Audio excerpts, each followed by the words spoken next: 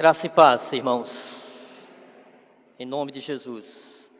Vamos abrir a palavra de Deus na carta que Paulo escreveu, segunda carta de Paulo aos Coríntios, capítulo 12. Nós leremos do verso 1 ao verso 10. Eu peço que você atente para o que você está lendo. Preste atenção naquilo que você está lendo. Vocês verão a história de um homem que não meramente esteve diante da arca do Senhor, mas vocês verão a história de um homem que viu a glória de Deus e o que este homem passou. Se é necessário que me glorie, ainda que não convém, passarei as visões e revelações do Senhor. Conheço um homem em Cristo que há 14 anos foi arrebatado até o terceiro céu. Se no corpo ou fora do corpo, não sei, Deus o sabe. E sei que tal homem, se no corpo ou fora do corpo, não sei, Deus o sabe, foi arrebatado ao paraíso e ouviu palavras inefáveis, às quais não é lícito ao homem referir. De tal coisa me gloriarei, não porém de mim mesmo, salvo nas minhas fraquezas. Pois, se eu vier a gloriar-me, não serei nécio, porque direi a verdade, mas abstenho-me para que ninguém se preocupe comigo mais do que em mim vê ou de mim ouve.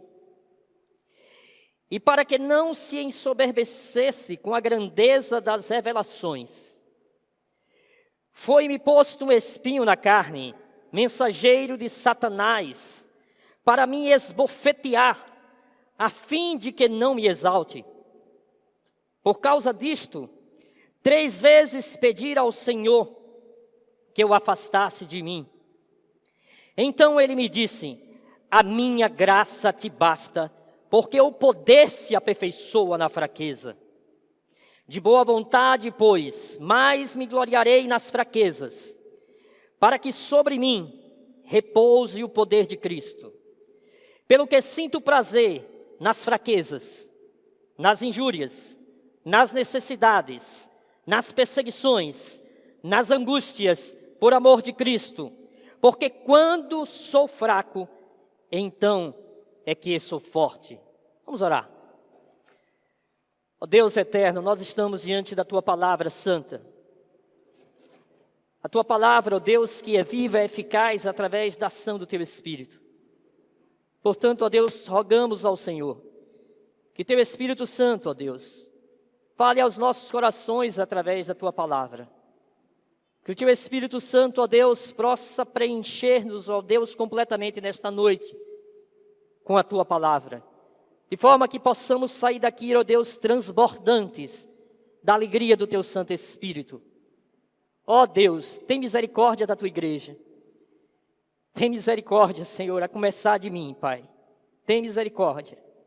E usa-nos para a Tua glória, em nome de Jesus. Amém.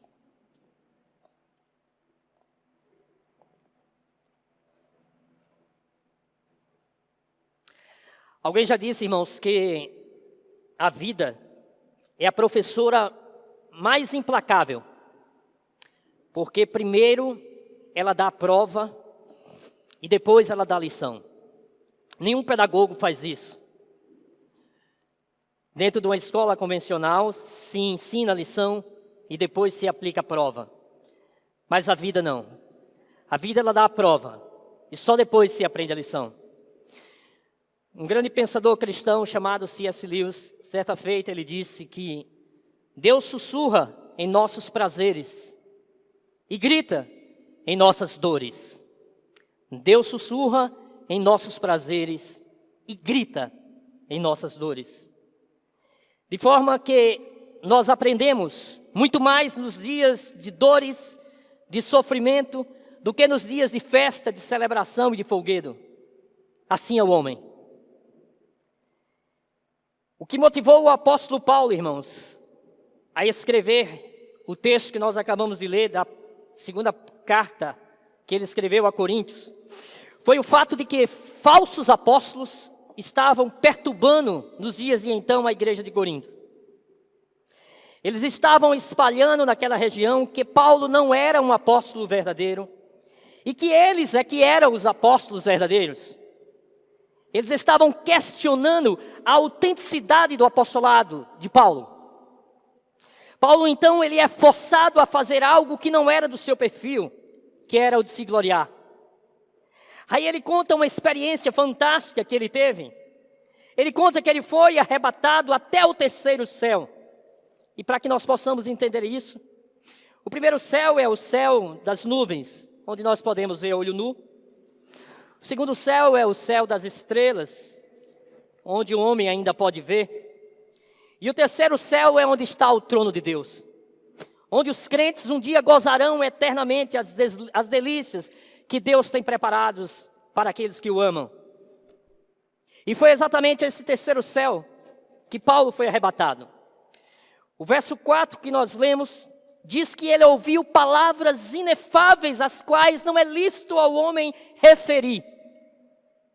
Mas Paulo, ele logo muda a sua experiência gloriosa para um sofrimento terrível. Então ele está falando de algo fantástico que ele presenciou, que ele ouviu, palavras inefáveis, e de repente, rapidamente, ele muda para um sofrimento terrível. É como se Paulo saísse do paraíso à dor, como se Paulo saísse da glória ao sofrimento, da bênção de Deus do céu à bofetada de Satanás na terra. Nós vemos que Paulo não fala do sofrimento, irmãos, meramente como um teórico, como alguém que se senta numa cátedra para dar uma aula de algo que ele não viveu. Não, ele não ficou filosofando sobre sofrimento, ele fala na realidade de forma profunda, intensa, daquilo que ele viveu, de uma forma muito prática. Ele diz: ninguém me moleste, porque eu trago em meu corpo as marcas de Cristo. Eu trago em meu corpo as marcas de Cristo, portanto, ninguém me moleste. A vida de Paulo, do apóstolo Paulo, foi uma vida de sofrimento, foi uma vida de dor, de perseguição, de prisões, de açoites. Foi uma vida que ele foi fustigado com vara. Paulo enfrentou a voragem do mar, perseguição dos judeus, perseguição dos estrangeiros. Parece que quando ele ia, uma tempestade ia atrás dele, apesar de ter contemplado a glória de Deus. Paulo foi perseguido em Damasco. Paulo foi rejeitado em Jerusalém. Paulo foi esquecido em Tarso. Paulo foi apedrejado em Listra. Paulo foi açoitado em Filipos. Paulo foi escorraçado em Tessalônica. Em Bereia ele foi enxotado. Foi chamado de tagarela em Atenas. Foi chamado de impostor em Corinto. Paulo lá em Éfeso enfrentou as feras. Ele foi preso em Jerusalém. Ele foi acusado em Cesareia. Ele enfrentou naufrágio de viagem para Roma. Foi picado por uma cobra em Malta. E preso e degolado na cidade dos Césares. Paulo passou frio e fome. Foi açoitado com varas e enfrentou perigos de rios, desertos e mares. Paulo experimentou alegria no sofrimento. E é sobre isso que nós vamos falar hoje. Alegria apesar dos problemas. Isso está registrado em Atos no capítulo 20, verso 24. Alegria apesar dos difamadores, conforme em 2 Timóteo 4, 16. Alegria apesar da morte, conforme em Filipenses 1, 21. E em 2 Coríntios, no capítulo 4, de 16 a 18, ele diz que as coisas espirituais estão acima das materiais. Os irmãos entendem? Paulo diz que as coisas espirituais estão acima das materiais. O futuro é melhor do que o presente. O eterno é mais importante do que ele se exalte ou daquilo que é temporal. No texto lido, Paulo fala sobre um sofrimento que o atormentou. Ele fala sobre um espinho na carne. E diz o texto que é um mensageiro de Satanás para esbofeteá-lo, a fim de que ele não se exalte. E a gente poderia pensar aqui, o que foi esse espinho na carne de Paulo? Se a gente fosse fazer algumas conjecturas dentro da história, Calvino, ele achava que eram as perseguições que ele enfrentava. Lutero achava que era a batalha que ele enfrentava com os seus patrícios judeus que por onde Paulo passava o perseguia. Entretanto, tudo faz crer.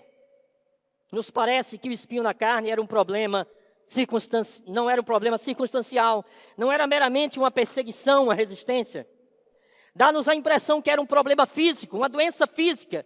E o que nos faz crer nisso, irmãos? Veja Gálatas capítulo 4, no versículo 13. Ele diz o seguinte: e vós sabeis que vos preguei o evangelho a primeira vez por causa de uma enfermidade física. Paulo está dizendo, olha, eu vos preguei o evangelho a primeira vez por causa de uma enfermidade física. E posto que a minha enfermidade na carne vos foi uma tentação, contudo, não me revelaste desprezo nem desgosto, antes me recebeste como um anjo de Deus, como o próprio Cristo Jesus. Que é feito, pois, da vossa exultação? Pois vos dou testemunho que, se possível fora, teríeis arrancado os próprios olhos para nos dar. Gálatas, irmãos, não era uma igreja. Gálatas era uma província. Nessa província havia várias igrejas. Havia a igreja de Antioquia da Psídia, Derbe, Listra e Icônio. Então eram 4 igrejas nessa região. Então ele está dizendo que quando ele foi pregar o evangelho nessa região, na primeira viagem missionária, ele foi para lá por causa de uma enfermidade física. E a pergunta é, onde será que ele contraiu essa enfermidade física? Não há relato de que quando ele saiu de Antioquia da Síria, a igreja que o enviara, ele tinha saído doente. Não há. Não consta que ele tinha chegado ao destino da viagem, mas consta que ele havia chegado doente. Ou seja, ele não saiu doente, mas ele chegou no destino doente. É o que nós vemos no texto, que ele aqui relata. E é exatamente por causa dessa doença que ele vai passar pela região da Galáxia, nas montanhas do Cáucaso. Então nós poderíamos chegar ao seguinte pensamento. Nessa viagem ele passa por Perge da Panfilha. Essa região era uma região alagadiça, pantanosa, de grande incidência de malária.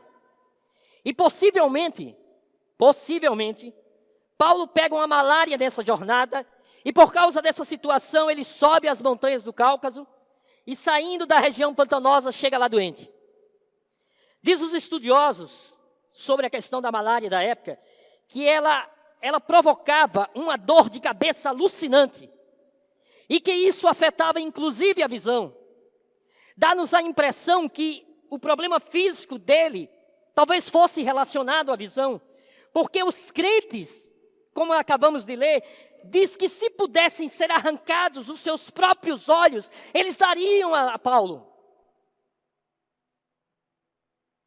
Então, a partir dessa situação, Paulo então sai de um arrebatamento, ele sai de um êxtase do terceiro céu, e de ouvir coisas inefáveis aqui na terra, e ele é esbofeteado por Satanás, um espinho na carne. Paulo aprendeu não apenas a sobreviver a circunstâncias adversas, mas também ele aprendeu a gloriar-se nelas e sair vitorioso delas. Paulo tinha ido ao céu, mas agora Paulo aprendeu a fazer com que o céu viesse até ele.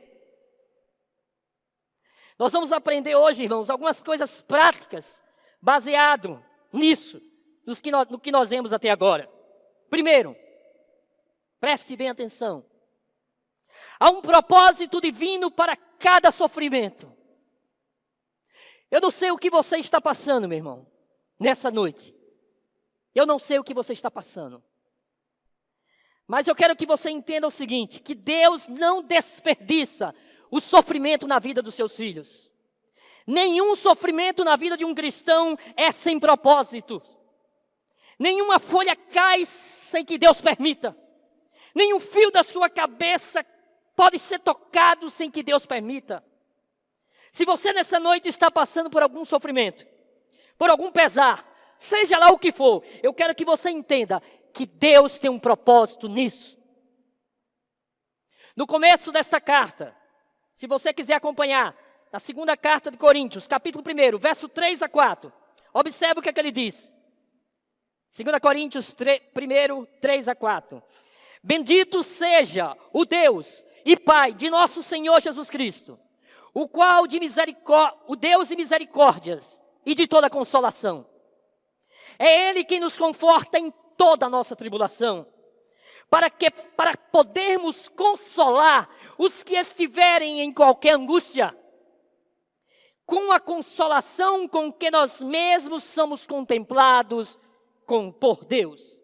Portanto, o que o texto está dizendo é que, portanto, quando você passar por lutas e provas, é porque Deus quer te usar. Quando você encontrar alguém passando por uma crise familiar que você já passou, passando por um luto que você já passou, passando por um problema financeiro que você já passou, passando por um desemprego que você já passou, é porque Deus tem um plano nisso. Você pode chegar a essa pessoa e dizer: olha, Deus tem um plano nisso, eu passei por essa experiência e Deus se manifestou assim e assim na minha vida. Esse Deus é fiel, Ele vai consolar você, está tudo dentro dos seus propósitos eternos, para a glória dEle mesmo. E assim você estará sendo um instrumento de consolo na vida de pessoas que estão passando por situações que você já passou outrora. Se Deus coloca um filho dele para passar por uma provação, Ele vai preparar você para isso.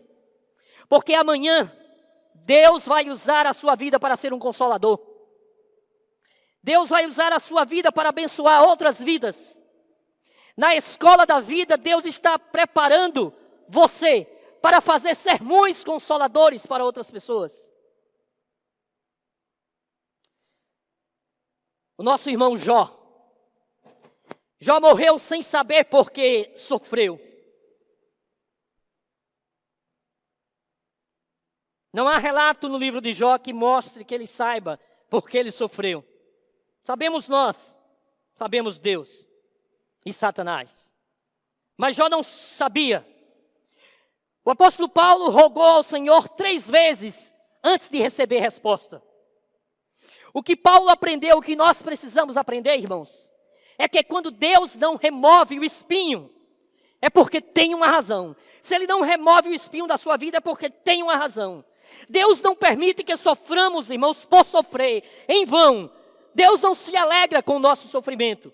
Sempre há um propósito.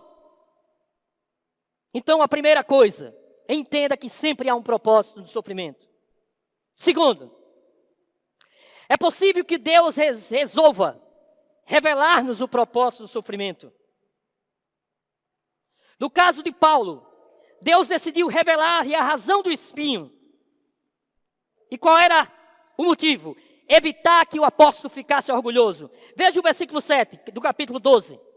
Deixe a sua Bíblia aberta, no capítulo 12 da segunda carta de Paulo aos Coríntios. Nós vamos estar sempre consultando-a. Versículo 7. E para que não me soberbecesse com a grandeza das revelações. Sabe, irmãos, nós precisamos ter muito cuidado mesmo, com a questão dos testemunhos. Isso não é algo muito comum na nossa igreja. E quando acontece, nós precisamos ter muito cuidado. Já ouvi alguns testemunhos em igreja, já vi testemunhos em reuniões, em culto de oração, em escola bíblica dominical, que as pessoas vão falando seu testemunho e as pessoas vão inflando, elas vão enchendo, elas crescem e parece um balão de vaidade dando o seu testemunho. Só faltam voar por causa daquela experiência que passou. E quando termina, só falta dizer: me aplaudam. Estou esperando. Vocês não estão vendo que eu sou uma pessoa fantástica, acima da média? E às vezes, sabe, irmãos, quando estamos muito cheios, como um balão, aí Deus bota um espinho para furar o balão, para esvaziar o balão, para fazer com que você desça para a terra, para saber que você não é nada, que tudo é dele. Para que você não se envaideça de tantas revelações maravilhosas que Deus tem feito na sua vida. O sofrimento nos põe no nosso devido lugar, irmãos. O sofrimento quebra as nossas arestas. as quinas da nossa alma. Quando Paulo orou, ele nem perguntou por que estava sofrendo. Paulo apenas pediu a remoção do sofrimento. Não é raro Deus revelar as razões do sofrimento. Sim, não é raro. Ele revelou a Moisés a razão porque não seria permitido entrar na terra prometida. Ele disse a Josué porque ele e o seu exército haviam sido derrotados na cidade de Ai. O nosso sofrimento tem por finalidade nos humilhar, nos aperfeiçoar, nos burilar, irmãos, e nos usar para a glória de Deus. Esse é o propósito maior do nosso sofrimento, é nos lapidar. Terceiro, Deus nunca nos repreende se perguntarmos por quê. Ou se pedirmos que Ele remova o sofrimento. Não, Deus não nos repreende por causa disso. Tem tanta gente que diz assim, olha, você não pode pedir explicação para Deus. Você não pode perguntar por quê, meu Deus. Por que não? Você sabe que existe mais salmos de lamento do que salmos de adoração? Há mais salmos de lamento do que de adoração. Deus entende a nossa fraqueza. Deus sabe da nossa estrutura. Deus sabe que nós somos pó e frágeis. Ele não nos reprova quando nós dizemos, Senhor, está doendo, Senhor. Senhor, eu não aguento mais. Senhor, o Senhor não podia me curar. O Senhor não podia afastar de mim esse espinho. O Senhor não está vendo as minhas lágrimas incessantes. O Senhor podia me livrar disso. Ele espera, irmãos, que nós clamemos. Quando estivermos passando por sofrimento, Ele manda que a gente lance sobre Ele toda a nossa ansiedade. Jó ergueu ao céu 16 vezes a pergunta, por quê? Ele perguntou 16 vezes, por quê? A Deus. Por que eu estou sofrendo? Por que a minha dor não cessa? Por que eu não morri no ventre da minha mãe? Por que eu não morri ao nascer? Por que o Senhor não me mata? E ele vai perguntando, e Deus não o censura por isso. Ele levantou sua queixa 34 vezes. Ele espremeu a sua ferida diante de Deus. Ele gritou com toda a força da sua alma, dizendo ao Senhor, está doendo. Então, irmãos, não flagele a sua alma, porque você expôs a sua dor, os seus anseios a Deus. Não. Não há evidência de que Deus tenha repreendido Paulo também, pelo fato dele ter lhe pedido que removesse o espinho. O próprio Jesus, o Filho unigênito de Deus, no Getsemane, ele pediu por 3 vezes a remoção da sua dor. E essa remoção da sua dor seria o afastamento do próprio Pai. Ele diz, Mateus 26, 39, meu Pai, se possível, afasta de mim esse cálice. Contudo, não seja como eu quero, mas como tu queres. Quarto, o sofrimento pode ser um dom de Deus na sua vida. Veja ainda o verso 7. Acompanhe. Deixa aberta a sua Bíblia. O sofrimento, meu irmão, pode ser um presente de Deus para você. Temos a tendência de pensar que sofrimento é algo que Deus faz contra nós e não por nós. E na realidade, Deus está trabalhando a nosso favor. Se você quiser abrir depois, vá para Gênesis 42, depois volte para 2 Coríntios 12. Gênesis 42, verso 36. Observe o que foi que Jacó disse. Tendes-me privado de filhos. José já não existe. Simeão não está mais aqui. E ides levar Benjamim. Todas estas coisas me sobrevêm. Ou seja, tudo de mal a pior, dizia Jacó. Alguém já disse que quando uma coisa ruim acontece, se prepare, porque coisas ruins, mais coisas ruins virão. Quando chega uma tempestade, se prepare, porque vem mais vento. Um problema, via de regra, não vem sozinho, vem acompanhado sempre. E é isso que está acontecendo com Jacó no texto que lemos. Dentro desse contexto de Jacó tem 22 anos que ele acha que o amado filho dele, José, está morto. 22 anos chorando a morte do seu filho. Chorando só com as roupas rasgadas que entregaram a ele. Sem saber que animal feroz comeu o filho dele.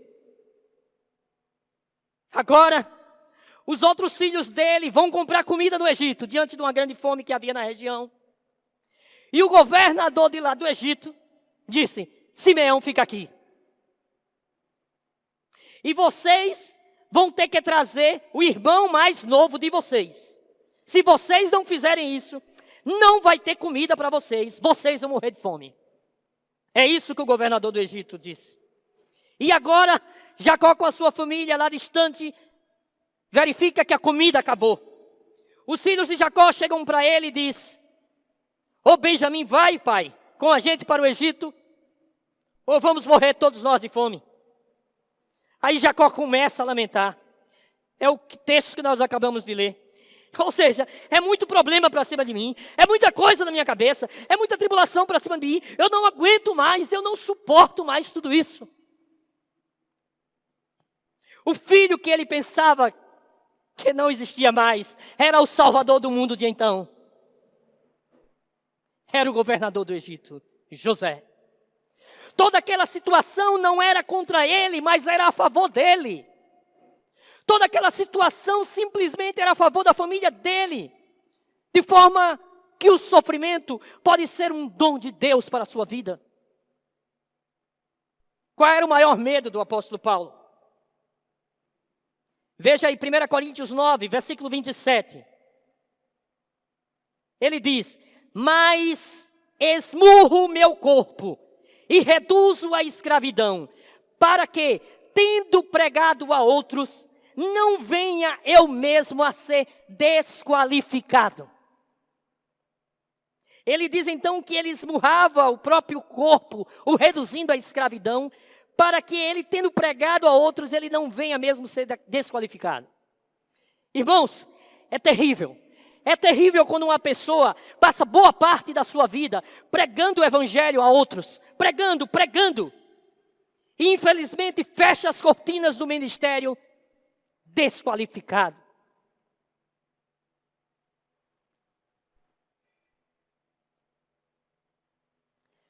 Pessoas que despregam tudo que pregou. Cai num fracasso, numa queda moral, se enche de soberba. Tudo que ensinou aos outros, ele agora vive o contrário. É triste. Por isso que Paulo disse: eu me esmurro, para que eu não venha a ser desqualificado. Paulo sabia que o orgulho, a vaidade, a presunção, a mania de grandeza, a megalomania, tudo isso seria um grande fracasso para o seu ministério. Para que então que Deus permite o espinho na carne de Paulo, irmãos? Para quê? Para que ele não se ensoberbecesse. O espinho de Paulo era justamente para prevenir aquilo que ele mais temia, ser desqualificado espiritualmente. Ele viu o espinho como algo que Deus fez a seu favor e não contra ele. Quinto, Satanás pode ser o agente do sofrimento. Ainda verso 7. E para que não me ensoberbecesse com a grandeza das revelações, foi-me posto um espinho na carne, mensageiro de Satanás, para me esbofetear, a fim de que não me exalte. Então eu pergunto, qual é a origem do espinho na carne de Paulo? É Satanás ou Deus quem está por detrás do espinho da carne de Paulo? Qual a origem? E a resposta, irmãos, é Deus. É Deus. E como nós podemos saber disso? Pelo propósito que esse espinho. Ou você acha que Satanás tem interesse que algum servo de Deus não se encha de soberba? Que ele seja humilde, que que ele não seja vaidoso? É claro que não. O que mais Satanás quer é que o servo de Deus seja extremamente vaidoso. Podemos então inferir do texto lido que é Deus quem usa os mensageiros de Satanás na vida dos seus servos. Deus tem o controle sobre tudo, inclusive sobre os demônios, irmãos. Lutero dizia que Satanás era como um cão numa coleira, segura por Deus. Deus mantém Satanás como um cão numa coleira. Ele só faz o que Deus quer. No livro de Jó, nós também aprendemos sobre isso. Que até mesmo os esquemas satânicos podem ser usados em nosso benefício e no avanço do reino de Deus. O diabo intentou contra Jó, mas Deus o transformou em bênção para ele milhões. Olha, nós falamos de Jó aqui hoje. Como é que um mensageiro de Satanás pode cooperar para o bem de um servo de Deus? Não parece uma contradição total? Irmãos, o que nós vemos é que Deus põe o espinho e Satanás usa o espinho para esbofetear. Então, é Satanás dizendo assim para nós: olha, você está vendo? Deus não se importa com você. Não, Ele não se importa. Porque se Ele se importasse com você, você não estava sofrendo. Se Ele se importasse com você, sabe? Você não estaria passando pelo problema conjugal que você está passando. Se Deus se importasse com você, sabe? Você não teria perdido emprego. Você não estaria passando por dificuldade financeira que você está passando. Sabe? Deus não se importa com você. Se Deus amasse você, você não teria passado pelaquela tragédia que passou a sua família. Se Deus amasse você, você não teria passado pelaquela doença terrível que você passou, ou que você está passando. Irmãos, e Satanás tem usado muitas igrejas, muitos falsos profetas, para dizer isso, dizer essas coisas, esbofeteando o povo de Deus. E essas pessoas prestam desserviço à mensagem do verdadeiro evangelho. Eu vou fazer um parênteses aqui, preste atenção. Se você está procurando uma igreja que alimenta o seu ego, uma igreja onde você receba uma mensagem de autoajuda, onde um culto seja voltado para o homem e não exclusivamente para Deus, você está na igreja errada. A igreja que você procura não é a igreja presbiteriana Jardim das Oliveiras. Talvez você encontre, talvez até nesse bairro, ou muito próximo daqui. Talvez você possa achar essa igreja em vários locais, mas não é essa que você está. Sexto, Deus nos conforta em nossas adversidades. Versículo 9, acompanhe. Então ele me disse: a minha graça te basta, porque o poder se aperfeiçoa na fraqueza. De boa vontade, pois, me gloriarei nas fraquezas, para que sobre mim repouse o poder de Deus, o poder de Cristo. No verso anterior, no verso 8, Paulo diz que orou 3 vezes para que Deus afastasse o espinho dele. É óbvio, nós não gostamos de sofrer. Nós não somos masoquistas, sim cristãos. Nós não exaltamos, irmãos, aqui o sofrimento. Não estamos exaltando o sofrimento. Não é sofrer que nos torna mais crentes. Nós não queremos aqui aplaudir o sofrimento. Não, não é isso. É normal pedir a Deus para que nos cure. É normal pedir a Deus para que Ele resolva os nossos problemas financeiros. É normal pedir a Deus para que Ele resolva a nossa crise conjugal. Que Ele nos livre da tribulação. Mas nós precisamos entender que quando Deus nos permite passar por um problema, Ele vai nos confortar, Ele vai nos assistir, seja qual for o problema. A resposta que Deus deu a Paulo não era a que ele esperava, nem a que ele queria, certamente, mas era a que ele precisava. Deus respondeu a Paulo que ele não havia abandonado, que ele não estava ali sofrendo sozinho. Deus estava no controle da sua vida e Deus operava na vida dele com eficiência. O que Deus disse a Paulo foi tão somente: a minha graça te basta. Olha, Paulo, a minha graça te basta, a minha graça te basta.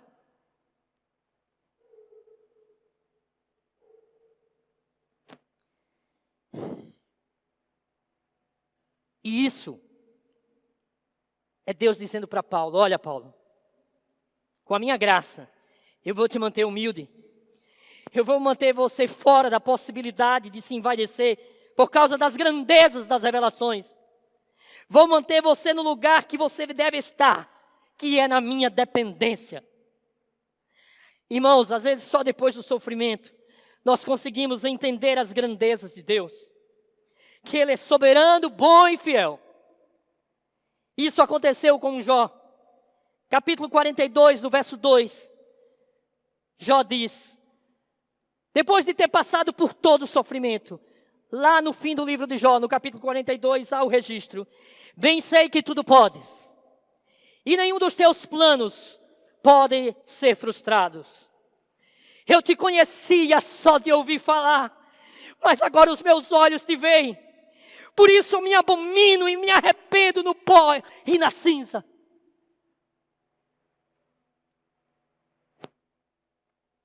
Sétimo, a graça de Deus é suficiente nas horas do sofrimento.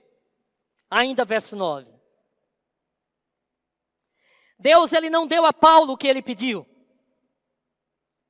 Paulo, obviamente, queria livre do sofrimento. Mas Deus deu a ele algo melhor. Melhor que a própria vida. A sua graça.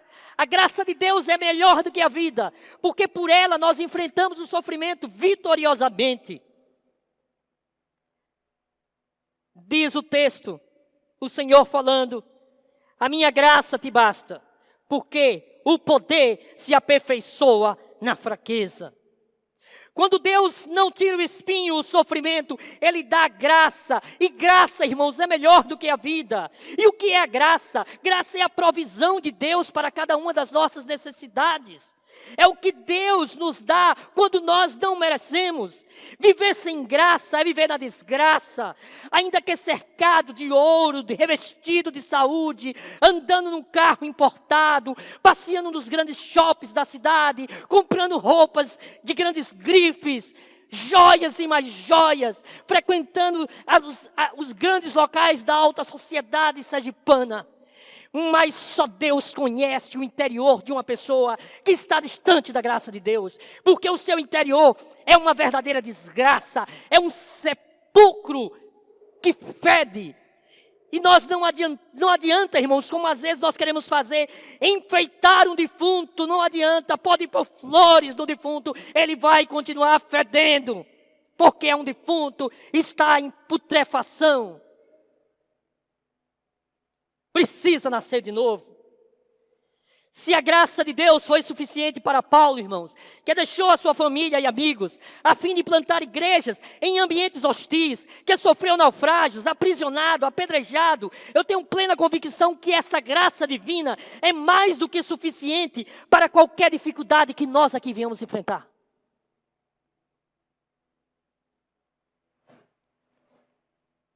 Em oitavo,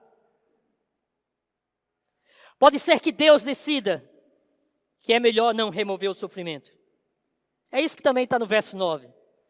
Deus resolveu não atender Paulo. Porque às vezes Deus não tira o espinho, fica a pergunta. Talvez, irmãos, de todos os princípios, esse é o mais difícil. Quantas vezes nós já pensamos, falamos, Senhor, por que eu estou sofrendo? Senhor, por que desse jeito? Senhor, por que até agora? Senhor, por que o Senhor ainda não agiu?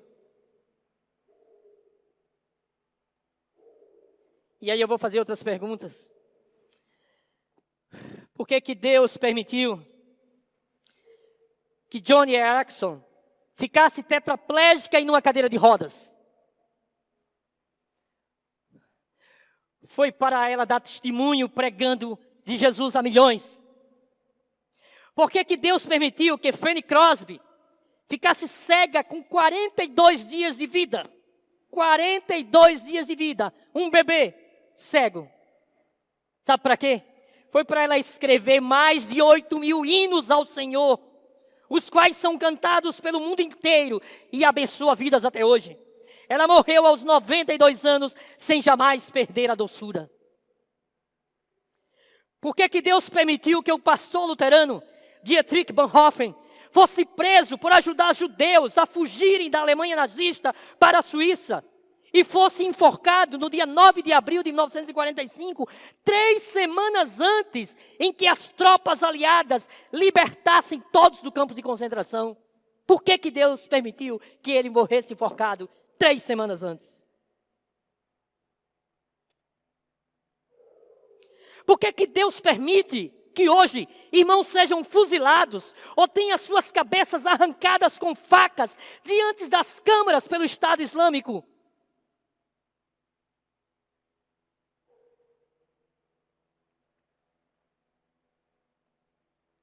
No Iraque e na Síria, irmãos, nós temos ouvido notícias que cada cristão que é assassinado, cerca de 1.000 muçulmanos abandonam a fé islâmica. Ou seja, Deus jamais permite que sangue dos mártires sejam vertidos em vão. O sangue dos mártires é a sementeira do Evangelho. Cada gota que cai na terra é semente do Evangelho que produz em abundância.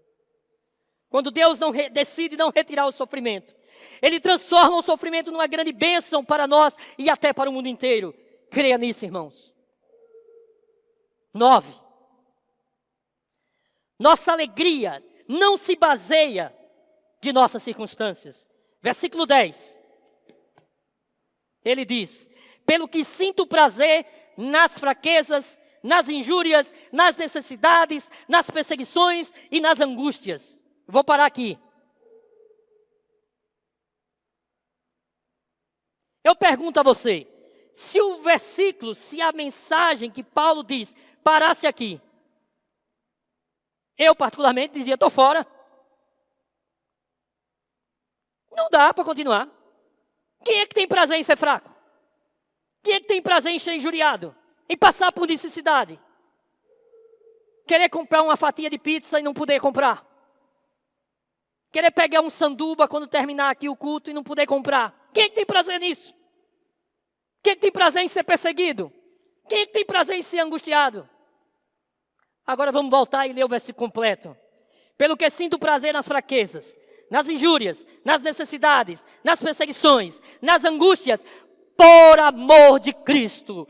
Porque quando sou fraco, então é que sou forte. Irmãos, nenhum missionário vai deixar a sua casa para ir a um lugar onde a perseguição é alarmante, se não houver outra força maior, interior, que o motive esse cara aí. Senão é loucura. Pense no apóstolo Paulo. Ele está indo para Jerusalém. Ele chega ao porto de Mileto e diz para os líderes daquela igreja: o Espírito Santo está me assegurando. Veja quem está falando, viu? O Espírito Santo. O Espírito Santo está me assegurando que daqui para frente eu vou encontrar cadeias e tribulações. Olha que mensagem maravilhosa, né? Olha que mensagem de prosperidade.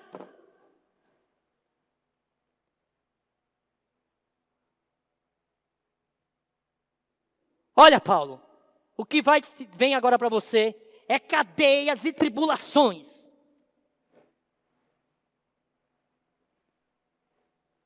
Se fosse nos dias atuais, Paulo certamente iria dizer para o Espírito Santo: está amarrado.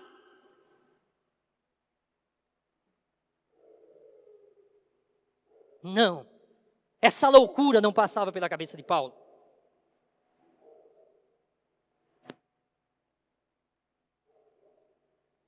O que move alguém em direção a uma crise, irmãos? O que é? É somente o amor a Cristo. É somente o amor a Cristo. É isso que levou pessoas no passado a dizerem: mesmo que eu for perseguido, eu estou indo por amor a Cristo. Mesmo que eu tenha que entregar a minha vida, eu vou por amor a Cristo. Mas qual é o conceito de felicidade hoje? Há pessoas que pensam que a felicidade está nas coisas. Casa, carro, trabalho, sua renda, poder comer num bom restaurante, comprar uma boa roupa, fazer uma boa viagem, né? Não, irmãos, esse não é o conceito de felicidade de um cristão. Quem jamais pôde imaginar que passar por angústia, por escassez, por perseguição ao amor a Cristo, pode ser fonte de felicidade para alguém?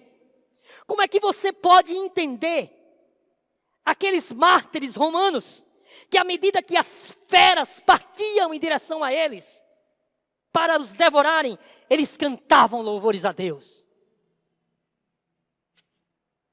Isso aterrorizava os soldados romanos, porque quando iam tirar os corpos das arenas, encontravam os cadáveres com semblante de alegria. Eles ficavam em parafuso. Como é que pode ser alguém sendo comido pelas feras e tá com semblante sereno? Porque essas pessoas viram algo inefável, viram algo que não se pode dizer, viram a glória do Senhor.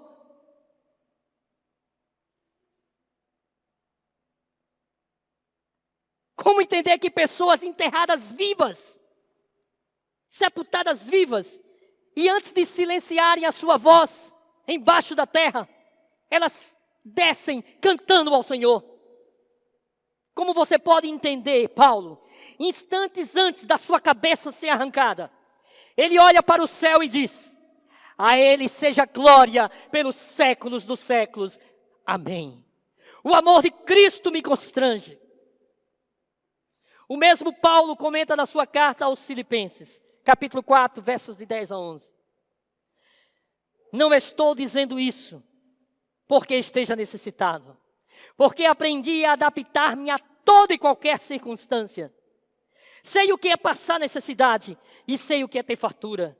Aprendi o segredo de viver contente em toda e qualquer situação, seja bem alimentado, seja com fome, tendo muito ou passando necessidade. Isso é a mensagem do Evangelho.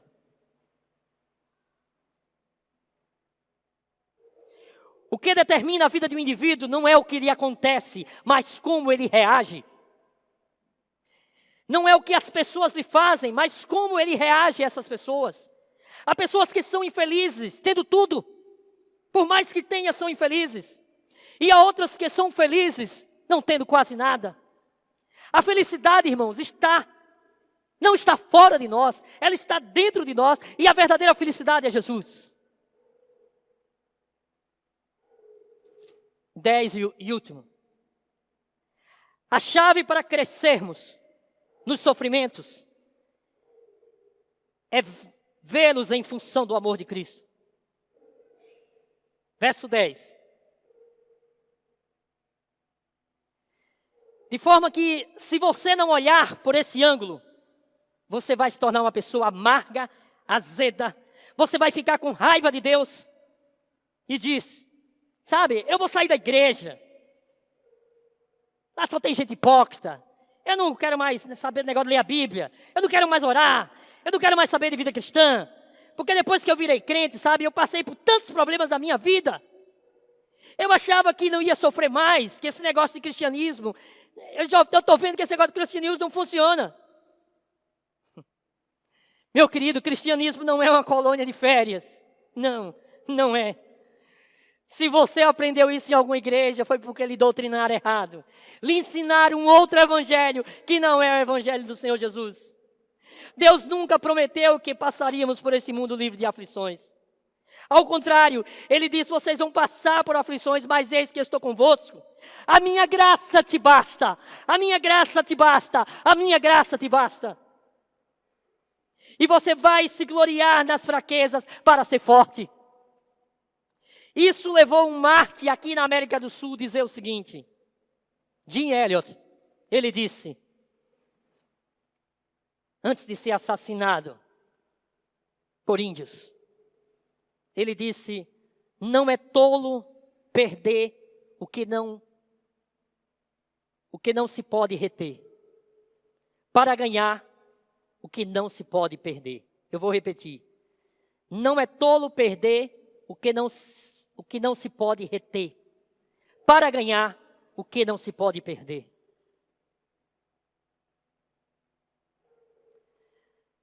Deus, irmãos, vai usar o sofrimento para a glória dele, para o seu bem. E eu quero concluir deixando algumas lições práticas para você. Primeiro, Deus é sábio. Ele é sábio para equilibrar a nossa vida em fardos e bênçãos, em sofrimento e glória, revelação e espinho na carne, arrebatamento e chibata. Deus sabe equilibrar, porque Ele é sábio. Segundo, nem toda enfermidade é causada pelo pecado. A enfermidade que é causada por pecado, mas nem toda enfermidade é causada por pecado. Terceiro, há uma coisa pior do que a enfermidade.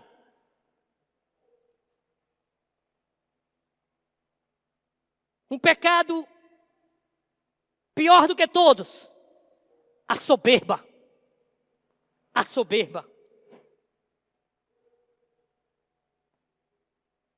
O pecado que levou o anjo de luz a se tornar Satanás. Quarto, as aflições físicas não necessariamente são impedimentos para fazermos a obra de Deus. Não espere que você tenha uma saúde perfeita para fazer a obra de Deus. Paulo poderia muito bem desistir do seu ministério, devido ao espinho que ele estava, e se recolher e deixar outros saudáveis fazerem.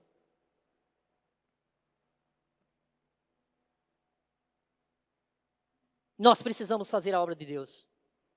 E vejo como nós temos, sabe, irmãos, um estado de uma igreja tão debilitada nos nossos dias. Onde se chover, não se vem para o trabalho da igreja, porque está chovendo. Ainda que tenha um carro. Ainda que tenha um carro, mas não se vem, porque está chovendo.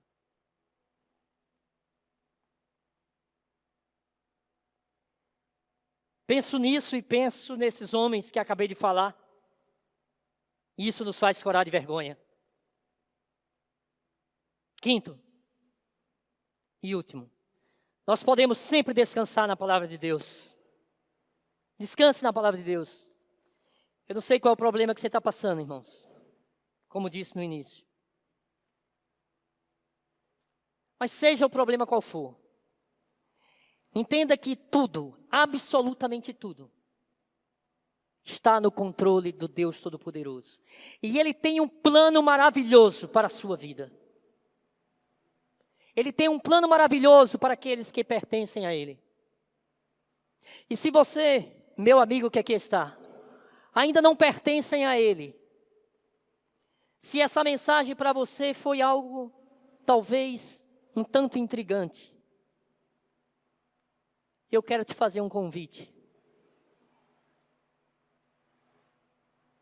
Venha para a família da fé. Mergulhe nessa palavra.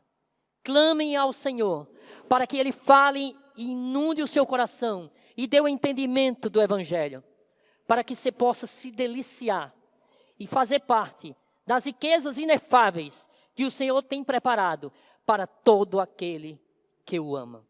Que Deus, pois, nos abençoe. Amém.